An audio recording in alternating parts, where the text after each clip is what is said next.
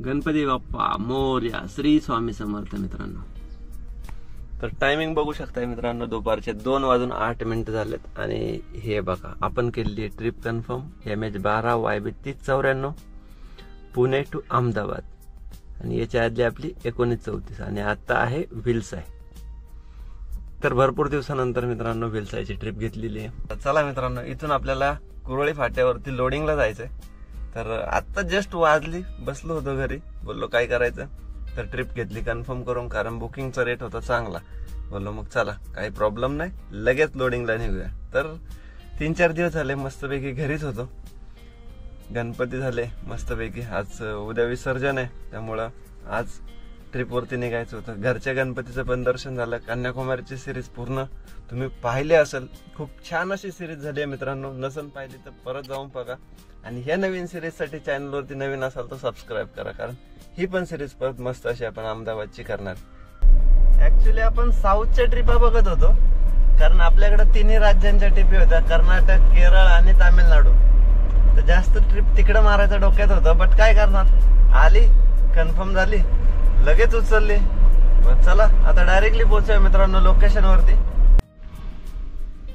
Timing बघू शकता मित्रांनो, आपण पोहोचलो लोकेशन वरती आणि आपल्याला टायमिंग भेटला होता 4 वाजताचा, तर आपण 10-15 मिनिटं अगोदरच पोहोचलो। तर बघूया आता किती वेळ लावतात कंपनीवाले, कारण हे ऑनलाईन बुकिंग आहे त्यामुळं आपल्याला इथं सिस्टीम नुसारच काम करायला लागणार आहे। तर चला बघूया किती वेळ लागतो आपल्याला लोडिंगला आणि मग घेऊया गाडी लोडिंग करून। तर संध्याकाळचे मित्रांनो वाजलेले आहेत 6:30 आणि आपण अजूनही कुरोळी फाट्यावरतीच आहे। तिथं समोर बघा चाकण कुरोळीचा बोर्ड पण लागलेला आहे। आपली गाडी तिकडे खाली लावलेली आहे ना, आपले दादा भेटायला आले होते, आपले सबस्क्रायबर फॅमिली मेंबर होते। मग मस्त वेगळी त्यांच्याबरोबर आता चहा उरकला आणि बोललो थोड्या वेळ गप्पा मारल्या। तर त्यांचा व्यवसाय आहे मित्रांनो AC रिपेअरिंगचा। जर पुण्यामध्ये कोणालाही एअर कंडिशन तर त्यांचा इथं नंबर आहे, स्क्रीनशॉट मारू शकताय आणि कॉन्टॅक्ट करू शकताय। स्क्रीनशॉट नक्की घ्या मित्रांनो, जर तुम्हाला AC रिलेटेड काही काम असेल, ऑल पुन्हा सर्व्हिस ते प्रोव्हाइड करतात।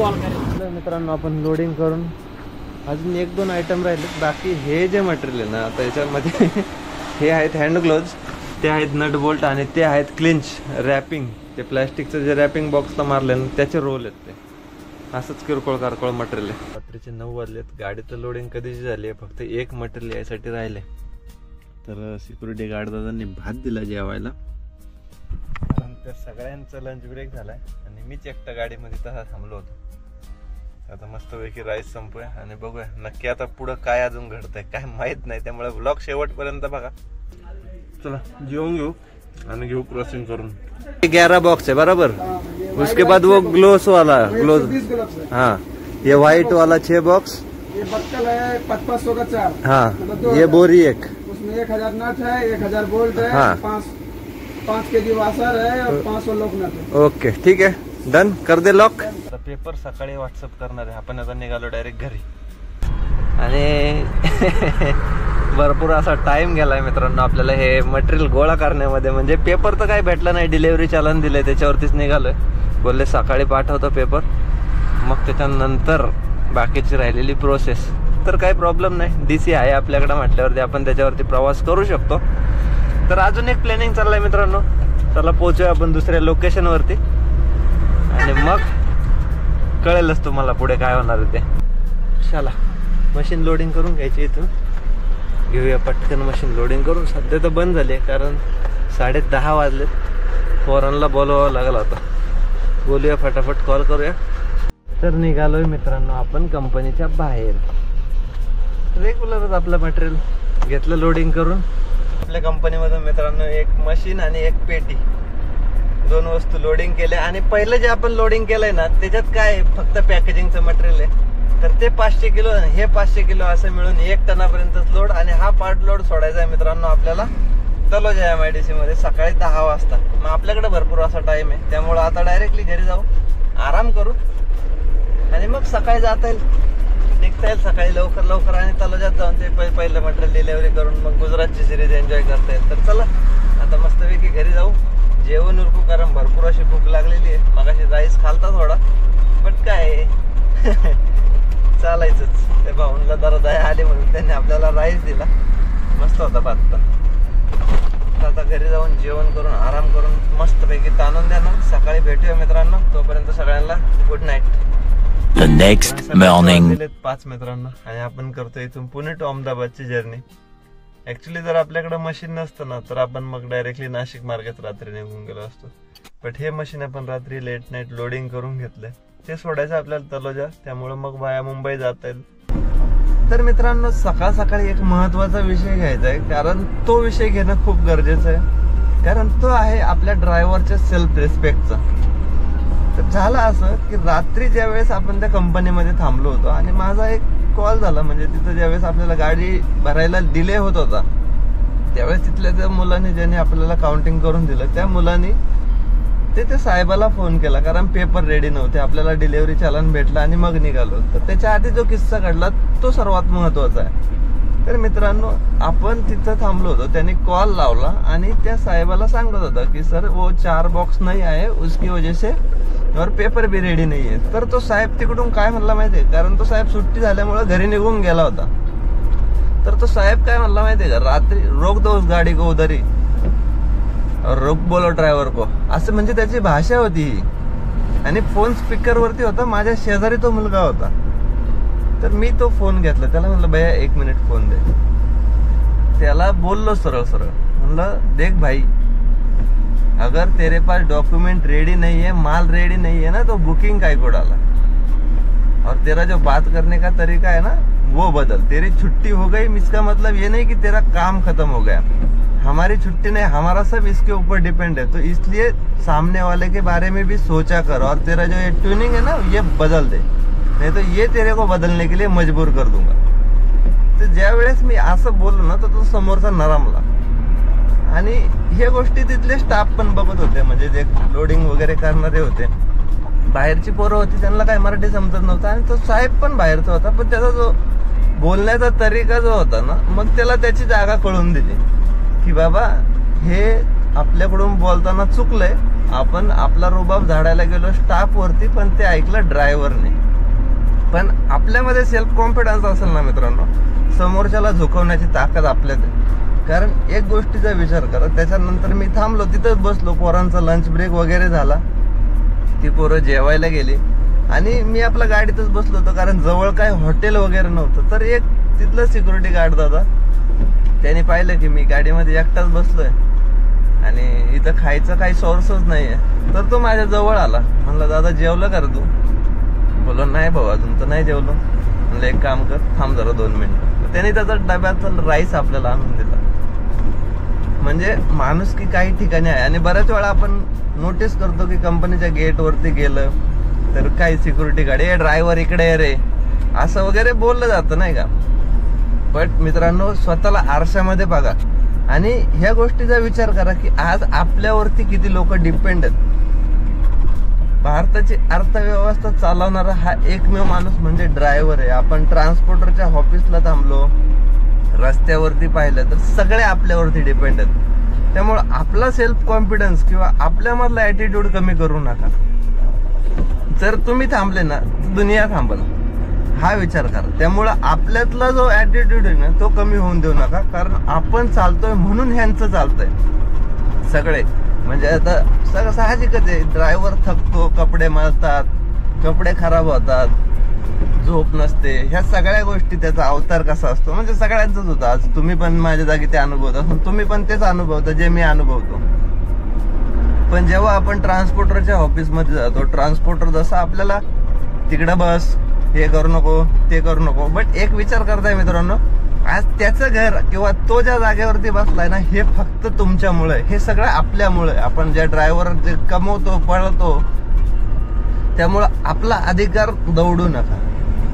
ज्या रुबाबात आपण गाडी चालवतो ना रस्त्यावरती, त्याच रुबाबात त्याच्या ऑफिसमध्ये पण थांबा. प्रश्न विचारा. आज रिटर्नच्या गाड्या असतील किंवा बुकिंगचे रेट असतील, भरपूर अशा सिटी आहेत जिथं रेटच भेटत नाही रिटर्नला. किंवा ट्रान्सपोर्टरकडे आपल्याकडे पाहण्याचा दृष्टिकोन कसा असतो की एकदम असं माणसं आहेत की जनावर आहेत असं बघतो. त्यामुळं त्यांच्या पुढे आपला ऍटिट्यूड कमी होऊन देऊ नका. जे आहे ते राहू द्या आणि मानात जागा. त्यामुळं नक्की सुधरा, नक्की विचार करा आणि एक सेल्फ कॉन्फिडन्स जागा ठेवा आणि मगच रस्त्यावरती उतरा.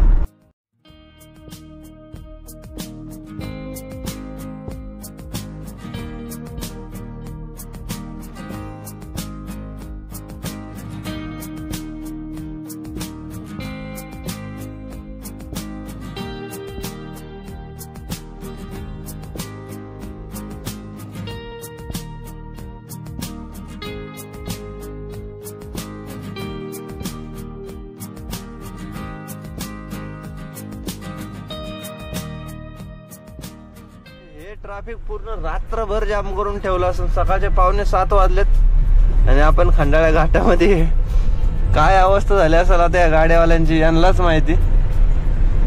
बिचारे वैतागून गेले असतील, वैतागून. जर घाटाची लाईन एवढ्या लांब पर्यंत खाली बोगद्यापर्यंत नाही येत, त्या टर्निंग पर्यंत येते जिथं आपण तो ब्रिज पाडला होता. बट आता ही जर बोग इथपर्यंत आली म्हटल्यावरती यांची अवस्था लय वाईट असेल, लय वाईट. रात्रभर बिचारे ट्रॅफिक मध्ये थांबले असतील. तर मस्त असा सूर्योदय पण झालाय मित्रांनो आणि आपण खोपोलीच्या पुढे निघालो. खोपोलीमध्ये थांबलो होतो चहा नाश्त्यासाठी. चहा नाश्ता उरकून घेतला, 2 वडापाव 1 चहा. 40 रुपयात मस्त अशी लेवल झाली, पोटात पण भर पडली आणि आपल्याकडे टाइम भरपूर आहे. 7:30 वाजलेत.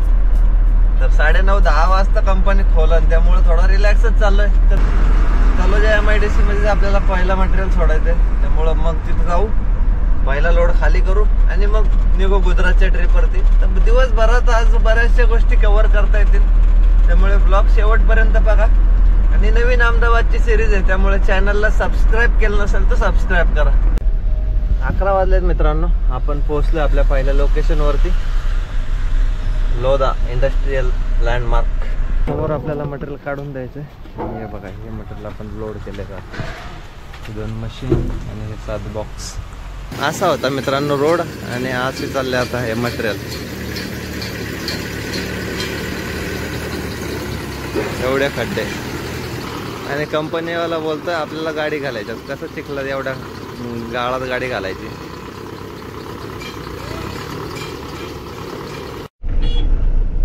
कशी आहे कारवरती कारवाई चालू आहे. मारला फाईन. निघालोय मित्रांनो आपण बाहेर. इथून मित्रांनो आपला अंतर आहे 550 किलोमीटरचा अहमदाबादचं. तर तोच हायवे आपला पकडायचा, जरास त्याची पूर्ण वाट लागलेली आहे तो. तर त्यानेच प्रवास करू. आणि तिथं मित्रांनो आपण ज्यावेळेस गाडी खाली करत होतो ना, पोहोचलो आपण 1.5 तास आपल्याला लावला. बरं तिथं एवढा चिखल होता आणि त्या चिखलात म्हणे गाडी घाल. गुडघा एवढ्या खड्ड्यात गाडी घालायची आणि मला म्हणतो वरतून कि हाईवा जाता है उसके अंदर. म्हणलं हाईवा जाता है आणि पिकअप नाही जाता है म्हणलं उसके अंदर. एवढ्या मोठ्या खड्ड्यात कोण घालणार गाडी. नाही बाबा, आपण काय गाडी घातली नाही आणि रिक्सची जागेवरती गाडी नाही घालत, तेवढंच चांगलं आहे. हळूहळू हळूहळू ट्रॅफिक आणि हळूहळू रस्ता आणि हळूहळू पाऊस. तर निघालोय मुंबईच्या बाहेर आता. नाही तर हायवे फुल जाम आहे बायपासचा. 1 तास ट्रॅफिक दाखवत होता हायवेत.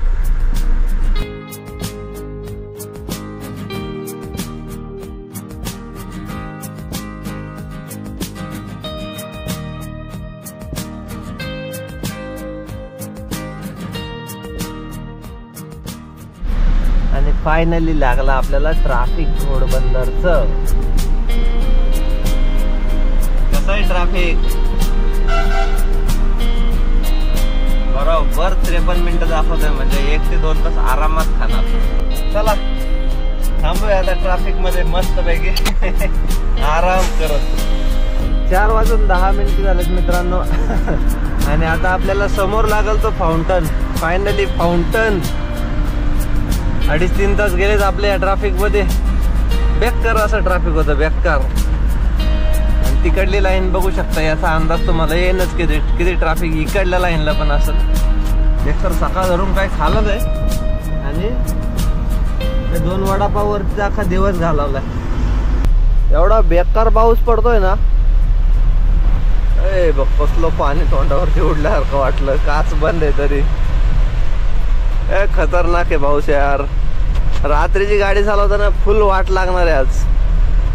त्यामुळे जेवढं आज आता खेचून घेता येईल तेवढं खेचून घेऊ मस्तपैकी. आता चहा वगैरे मारू कुठेतरी. 5 वाजलेले आहेत. चहा नाश्ता उरकू आणि मग बॉर्डरच्या जवळ जवळ जाऊन मस्तपैकी जेवायला थांबू. 5:33 म्हणजे 5:30 वाजलेत. आता जेवून घेऊ नाही तर खाऊन घेऊ, पण पोटात काहीतरी बरं टाकून घेऊ, कारण भरपूर अशी भूक लागलेली आहे. ट्रॅफिकने आणि याचा अख्खा दिवस बेकार चाललाय. अजूनही पडतोच आहे, थांबतच नाहीये. भाई नाराज आहे काय माहिती, कुडून बी नसलाय. उद्या बाप्पा जाणार आहे म्हणून भाईजी सटकली आज, असंच वाटतंय. चला काहीतरी खाऊया.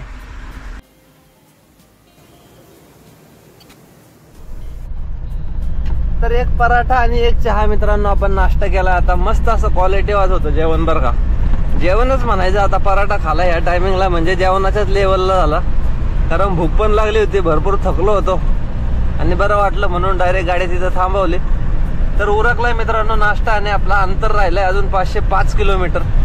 तर ते आपण बघूया किती वेळ लागतोय खेचायला, कारण आता इथून आपल्याला बॉर्डर पर्यंत रोड चांगला आहे. त्याच्यानंतर जो काही रोड खराब होतो तर डायरेक्टली अंकलेश्वर भरूच पर्यंत रस्त्याची पूर्ण वाट लागलेली आहे आणि मग त्याच्यानंतर परत चांगला रोड राहतो. तर डिझेल मित्रांनो आपण रात्री भरलो होतो ज्यावेळेस, काल गाडी भरून निघालो त्यावेळेस 2000 रुपये टाकलो होतं. अजून डिझेल आहे, टोलचा पण 1000 रुपयाचा रिचार्ज केलाय, त्यामुळं तेवढ्यातच आपलं भागल. फक्त एकदा आता टँक फुल करायला लागेल. 500 किलोमीटर म्हणजे एक टँक, दी टँक मध्ये गाडी आरामात कव्हर करून जाते. तर टीपी पण काढायला दिलाय, आता तो ऑनलाईनच काढायला लावलाय, कारण आपल्याकडे नव्हता टाइम. 120 रुपयाचा गुजरातचा 8 दिवसाचा टीपी येतो आणि एजंट चार्जेस 50, मग तो पण काढून घेता येईल. चला, पाऊस तर चालूच आहे कंटिन्युअसली, त्यामुळे प्रवास खेचायचा आहे. तर पोहोचलोय मित्रांनो आपण वजन काट्यावरती आणि आज 7च्या 7 लाईन चालू आहेत. वेटिंगच नाही, लाईन नाही, काहीच नाही. सरळ डायरेक्टली आपण 3 गाड्या पुढे आहेत, बस डायरेक्ट काट्यावर. चला बघूया किती वजन येत आहे. काय जास्त वजन नसणार आहे, एक 400-500 किलोच फक्त गाडीमध्ये माल असेल. चला घेऊया काटा करून.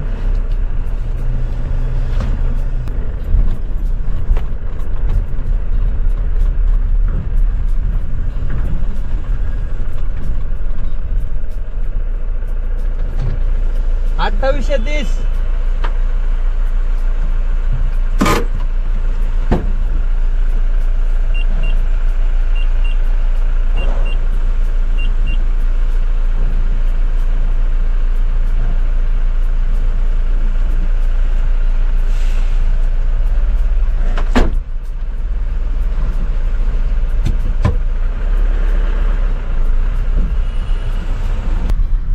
तर फक्त मित्रांनो 500 किलो वजन आलंय आपल्या गाडीमध्ये, अंडरलोड. इकडून पण जाता येतं, पण काही प्रॉब्लेम नाही, गर्दी नव्हती म्हणून काही टेन्शन नाही. निघालो मित्रांनो आपण वजन काट्यावरतून महाराष्ट्राच्या पुढं. बागा पुढं जर बॉर्डर बंद आहे गुजरातची, त्यामुळं काही टेन्शन नाही, तर डायरेक्ट जाता येईल. चला निघूया, खेचूया आपला प्रवास. चालू मित्रांनो आपल्या गाडीमध्ये डिझेल भरायचं काम. 3000 रुपयाचं डिझेल भरतं झालं. 32 लिटर. बॉर्डरच्या पुढे पेमेंट करूया आणि निघूया. तर 3000 रुपयाचं मित्रांनो आपण डिझेल भरलेलं आहे आणि निघालोय पुढच्या रस्त्याला. यावेळेस गुजरातच्या रस्त्यांवरती आपण काही कमेंट करणार नाहीये. रस्ते बघू शकताय सध्या जैसे थे कंडिशन मध्येच आहेत. तर 400 किलोमीटर राहिले, त्यातला आता हा कमीत कमी 200 किलोमीटर रोड असाच आहे अंकलेश्वर भरूच पर्यंत. कसलाय डान्सिंग स्टार, डान्सिंग कर डान्सिंग कर डान्सिंग कर. आपल्याला ह्यावेळेस गुजरातच्या रोडवरती काही कमेंट करायचं नाही. आता काय प्रशासनाकडे टाइम नाही एवढंच म्हणायचं आणि पुढे चालायचं. चला, भरपूर अशी काम आहेत त्यांना, आपल्याला कामं नाही आहेत. आपण चाललोय, प्रवास करतोय, अंदाज घ्या. आणि असा आपल्याला थोडा सेफ्टी प्रवास करायला लागणार आहे या गोष्टींमुळं. लागलेलं आहे आपल्याला भरपूर असं ट्रॅफिक काय आपला पिच्छा सोडत नाही राव.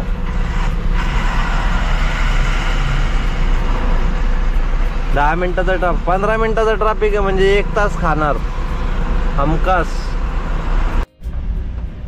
तर रात्रीचे 12:15 वाजलेत मित्रांनो. समोर इंडियन ऑइलचा मस्त पंप आहे आणि आपण थांबणार आहे आता आराम करण्यासाठी, कारण आपल्याला यायला लागली भरपूर अशी झोप. भरपूर ट्रॅफिक आणि खड्ड्यांनी आज परेशान करून टाकलं आणि आपण चिखलीपर्यंत पोहोचलो. म्हणजे 350 किलोमीटरचा प्रवास आपला झाला असेल. बरोबर 366 किलोमीटरचा प्रवास झालाय आणि अजूनही 350 किलोमीटरचा प्रवास बाकी आहे. चला आराम करूया, भेटूया नेक्स्ट ब्लॉग मध्ये. तोपर्यंत काळजी घ्या आणि गुड नाईट.